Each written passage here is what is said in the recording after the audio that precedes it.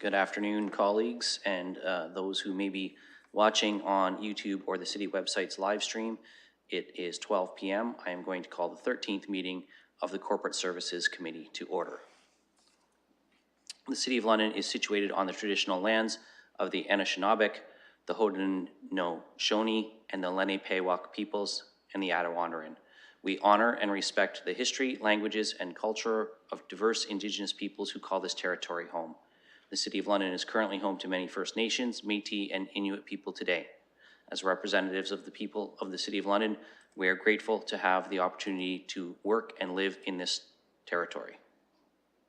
I also want to share that the City of London is committed to making every effort to provide alternative formats and communication supports for meetings upon request. To make a request specific to this meeting, please contact csc@london.ca or phone 519-661-2489, extension 2425. And we will begin by looking to colleagues for any disclosures of pecuniary interest. I am seeing none, so we will move on to item 2 on the agenda. There is just one item under consent, the appointments and updates to the Joint Venture Management Committee for the 4-pad Arena Complex. Colleagues, you have the staff report in front of you. I know everybody's had a chance to read it.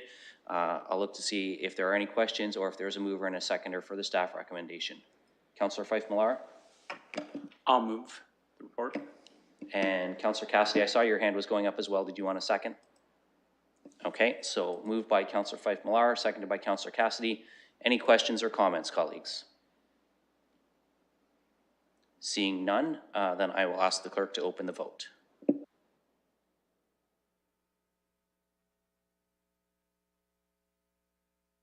I'm a yay.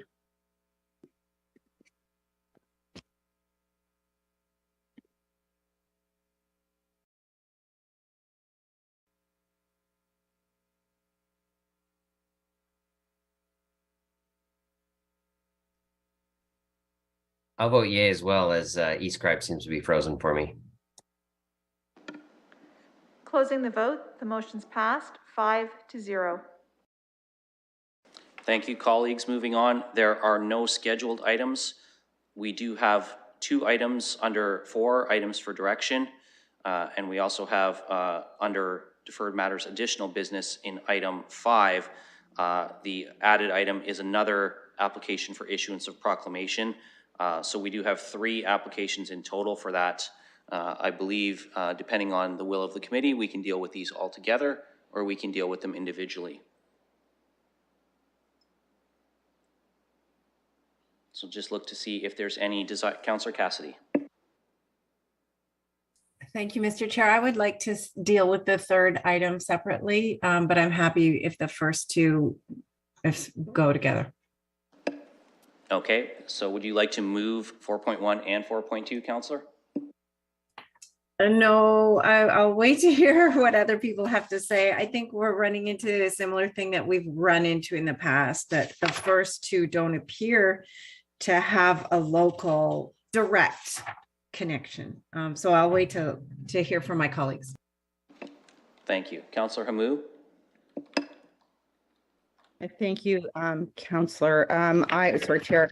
I'd like to move it and we'll see where the discussion goes.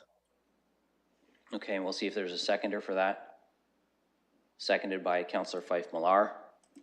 We'll look for any questions or comments.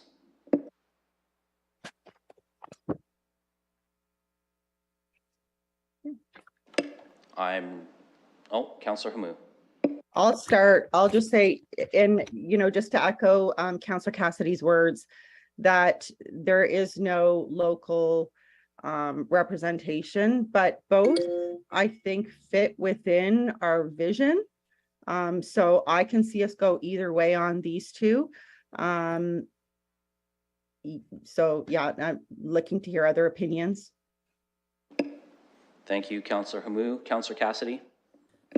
Thank you, Mr. Chair. I agree with Councillor Hamou, and especially because we have our local children's hospital that does such incredible work and not directly related to the Rainbows request for proclamation, but I see a connection there. I know that some of these national organizations just sort of do this national campaign and almost a blitz. And I don't know, it's for the next council to do, but if we're fairly new here in London at restarting issuing of proclamations. We had many years of not issuing any proclamations. I think it is a good thing that we have made a change in our policy, but I wonder if there's some way to do some sort of outreach. And again, I leave this to the next council. Asking these national organizations if they could at least find a local champion to bring the request forward. I think both, as I said, are really important issues. And a proclamation is one way of getting these issues local attention as well as national attention.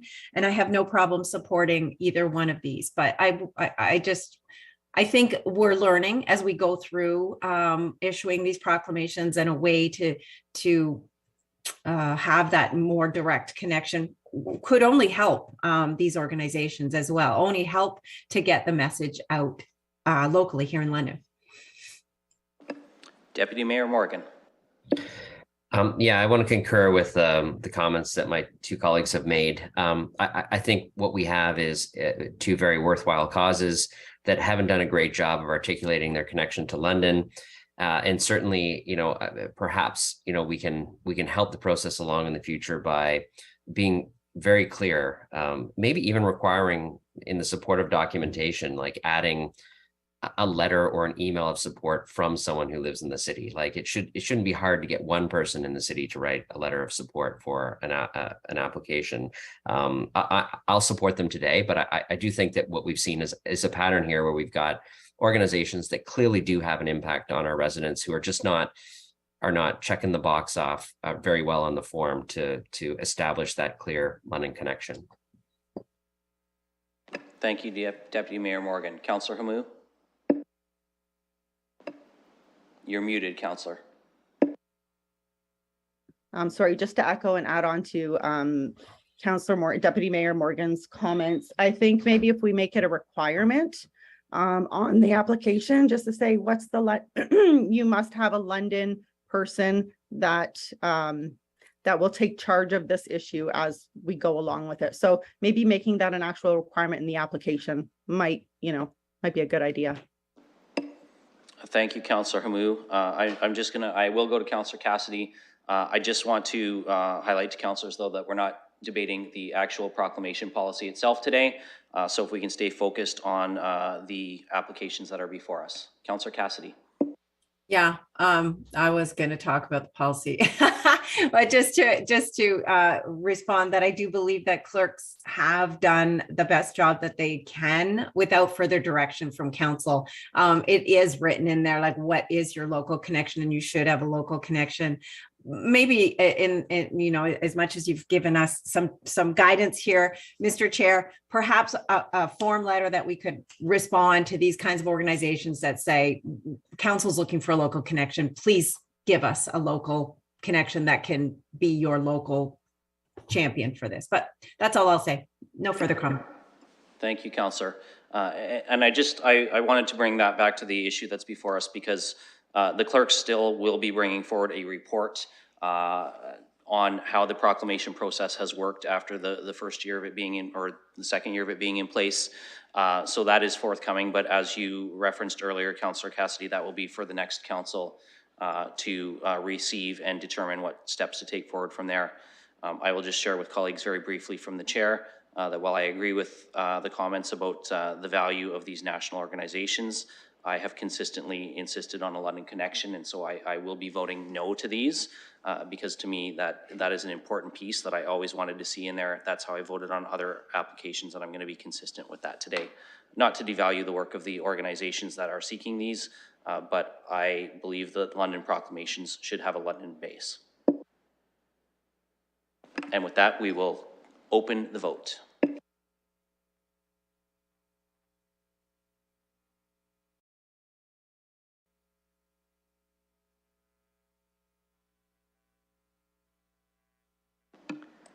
Closing the vote, the motion is lost 2-3. Okay, with that, colleagues, then we would need a motion to receive rather than to approve. And I see Councillor Cassidy had her hand up. You're moving receipt, Councillor? Yes, thank you, Mr. Okay. Chair. And Councillor Fife Millar had his hand up second. Any further discussion? Seeing none, we will get the clerk to open the vote on that.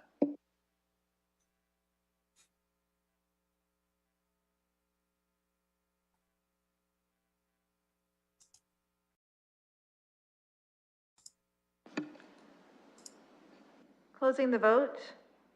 The motion is carried 5-0. That brings us to item 5, deferred matters and additional business. We just have the one item. And again, this is the proclamation request for Treaties Recognition Week. Councillor Cassidy, I know you wanted to speak to this, so I will go to you first. And of course, if you want to move it at the end, we'll look for somebody to second that for you. Thank you. And my apologies for waving at you. I thought we were moving on. I thought we had forgotten the third proclamation. So thank you for being on the ball there, Mr. Chair. Yeah, I'm happy to move this. I just want to speak in favor. We speak a great deal in London about the London Township Treaty because that is the treaty that eventually led to the founding of the City of London. But often when I'm asked to give a treaty recognition or a land acknowledgement, I often talk about the importance of all treaties in Canada across the country. And there are a number of treaties that, because the Oneida Nation of the Thames in particular is not, their local community is not a treaty community. They with a migration of Oneida people coming up from the US following different wars where they supported the British Crown and so were persecuted in the US. They purchased the local land near London in our area. So it brings about some sort of differences and things like that with that local Oneida community. But we speak in our land acknowledgements specifically about the Two-Row Wampum Treaty and the Nanfan Treaty of 1701, which does cover the Haudenosaunee and all the nations under that Haudenosaunee Confederacy. And so they are all very important, and they are important local to our local communities as well. So I just wanted to say those words, and very happy to move this request for proclamation. And we'll look to see who wishes to second this. I assume we're going to have, and Miriam Hamu, Councillor for Ward 6, had her hand up first. So we will go to Councillor Hamu as the seconder. And we'll look to see if there's any more comments or questions. Deputy Mayor Morgan. Yes, I'm very supportive of this application for proclamation. I think Councillor Cassidy articulated a number of really great points. I would also let colleagues know that this proclamation, although it will be after the election, will still be during this sitting term of council. And you know, should we be recognizing Treaties Recognition Week, we also have a council meeting that week. And so, you know, I'm happy to endeavor to speak to the mayor about something maybe that we can do at that council meeting as well. You know, it's one thing to declare the proclamation. It's another to, you know, maybe work with the requesters to see if there's another way we can recognize this proclamation during the week at that particular council meeting as well. So I think it's something that's really important, and something that we get to do as this term of council. Thank you, Deputy Mayor Morgan. I have no one else on the speakers list, so I will look to the clerk to open the vote.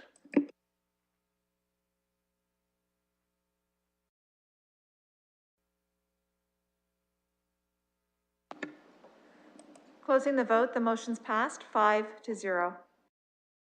All right, colleagues, that brings us to the final item on our agenda. That's item 6, adjournment. That's non-debatable, so I will look for a mover and a seconder. Moved by Councillor Fife Millar, seconded by Councillor Hamu.